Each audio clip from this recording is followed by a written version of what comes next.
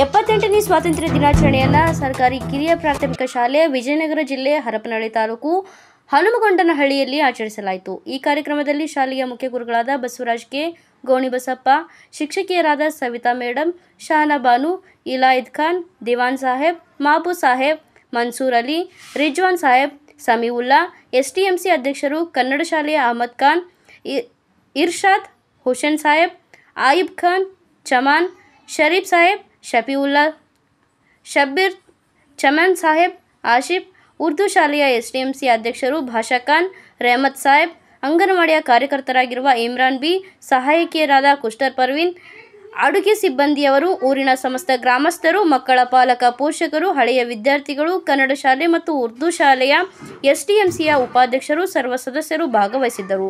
ಶಾಲೆಯ ಮುದ್ದು ಮಕ್ಕಳು ಭಾಗವಹಿಸಿ ಕಾರ್ಯಕ್ರಮವನ್ನು ಯಶಸ್ವಿಗೊಳಿಸಿದ್ದಾರೆ. ಮಕ್ಕಳಿಗೆ ವಿವಿಧ ರೀತಿಯಲ್ಲಿ ಆಟಗಳನ್ನು ನಡೆಸಿ ಬಹುಮಾನ ವಿತರಣೆ ಮಾಡಲಾಯಿತು.